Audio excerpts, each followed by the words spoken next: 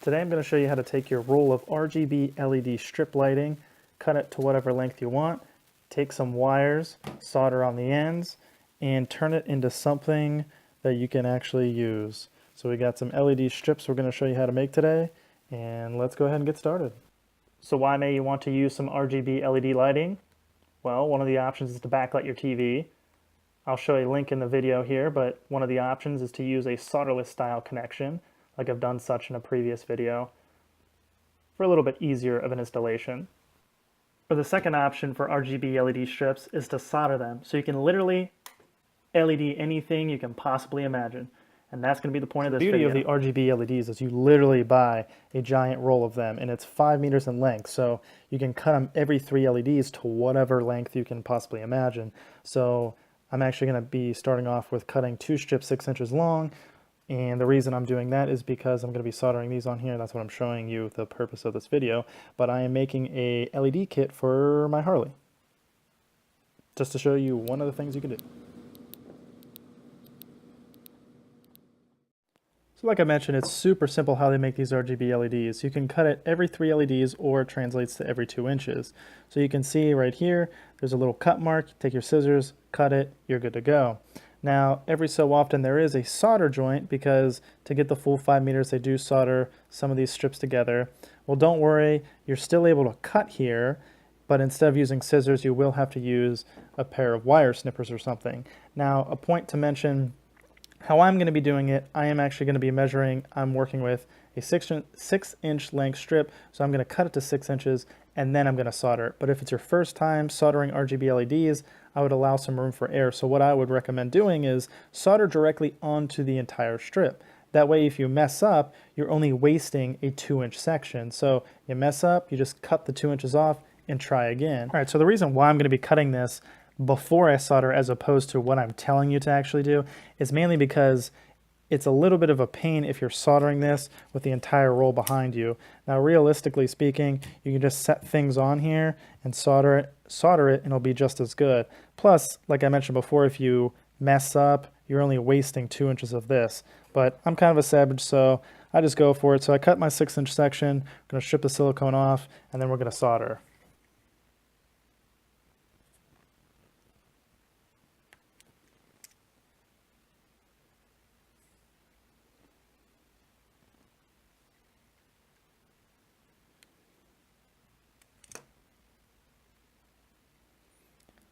So whenever you peel the silicone off, it obviously doesn't have to be perfect, but as long as you have the copper ends exposed, you're ready to solder. So I feel like it's important to mention that the wire that I'm going to be using, you can also probably find it from the same place online that you got your roll of RGB lighting, but it's just RGB wiring.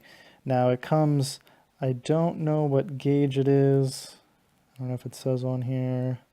I think it's literally all the same, but it's so much easier to use because all 4 wires are pre-attached onto one giant roll. And I think this is actually 10 meters, and I got it for, I think, $4. So it's so much easier using that than it is to sit here and individually grab different wires and solder on. One last thing before you solder, obviously you have to strip the ends of the wires. Strip it just a little bit down, I'd say like 1/8 of an inch. Otherwise, you go too far down. Because everything's so close together, the copper's going to touch between the wires and you're going to short things out. Also, another thing to remember, put a little bit of shrink tubing on the ends, because once you solder these, you're not going to have access to putting shrink tubing on. So if you must know, the shrink tubing that I'm using is 1/16 of an inch, or it's 1.5 millimeter, I believe. So if you must know, that's what I'm using. So now we're going to flux the ends here, and just a little bit dab on the ends. You can see, don't need to go and douse these with flux. And also you want to dip the end of your copper into the flux. So now we're going to set this up and we're ready to solder officially. If you're wondering what I'm using to solder, I'm using a Weller gun style soldering iron, 100 watt. Now you can get away with using the pencil style, but I feel like this is a lot better. It heats up so much quicker, and also you can switch out the tips to whatever you want. I typically use a flatter style, but you know, to each is his own. I use basic lead-free rosin core solder, or I don't know, is that even how you say it? But I use that, kind of cheap. And also the number one thing whenever you solder, consider getting flux paste. I got this for a couple bucks at Home Depot. It's sticky, it's greasy, it's gross, but it makes a world of difference whenever you're soldering, so don't ever solder without flux paste.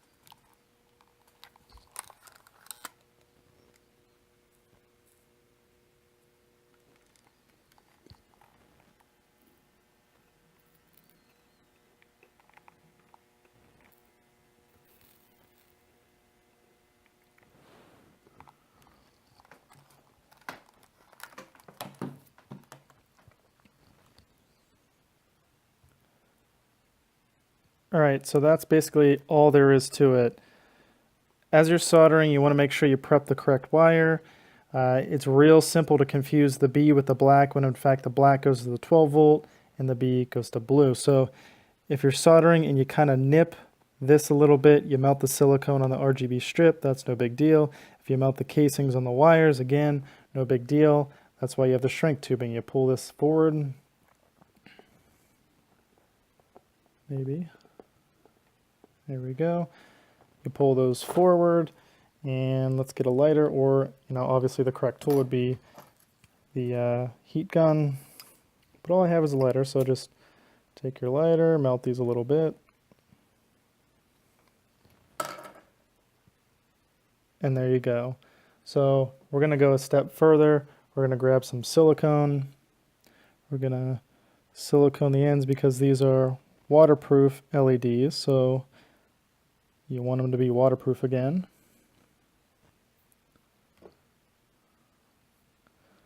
Next, we're going to take some 3/8 or 10 millimeter shrink tubing. We're going to put it on the end, slide it over top of all of these, and then we'll go one step further. We'll add a thing of 3/16 or 5 millimeter shrink tubing, and then we'll officially be done.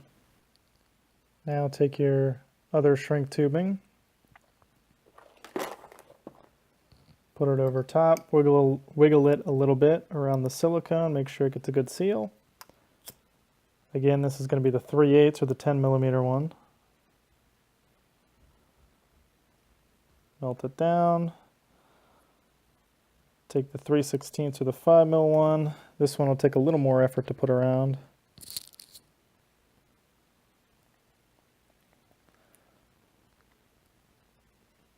Twist it.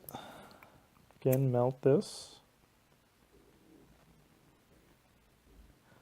And you're pretty much done. But wait, there's more. So one more step to follow the one more step to follow the one step that was after the one more step. You want to peel off this double-sided tape backing, mainly because you want to put some actual good double-sided tape on this thing, because the tape that's on here, I'll even show you here, it really sucks. So I'm like fighting this thing right now. What I'm going to do is peel off this crappy double-sided tape. It's really, really bad. It doesn't even stick. And you want to get yourself some good 3M double-sided tape. So this is really good all-weather stuff. You just stick it on, pretty straightforward, maybe. Stick it on like such, and then trim it. Believe it or not, nose hair trimmers make for excellent double-sided tape scissors. All right, so now I promise we're officially on to testing them and seeing the end result. So here's the final product. What I ended up with was 7 different strips ranging in lengths from 4 inches all the way to my longest strips, which are 24 inches. So that's the beauty of creating your own RGB LED kit, because you can tailor it specifically to whatever you're putting it on. Now, as far as colors, obviously you get red, green, blue, but you're only limited by the type of controller that you have. So for this kit, I'm hooking it up to a key fob style because it is going to be on my Harley, and you can get 16 different colors, various dims, brightnesses, and strobe fashion or strobe patterns. But if you have a little more room, this is what I use on my TV backlighting. You get access to even more colors and more features, and you can pre-program different fades into other colors and whatnot. Now, there's one other option that I know of, and that's if you have a smartphone, you can get a Bluetooth controller, and that gives you access to the same type of things, more colors, as well as music compatibility as it strobes and other things while music is playing. But in sum, hopefully you can understand that it's really not impossible to create your own kit, and ultimately you can save a ton of money by going this route. So if you have any suggestions for the future videos that you'd like to see, be sure to comment and I will see what I can do. But in the meantime, I appreciate you watching. Thank you.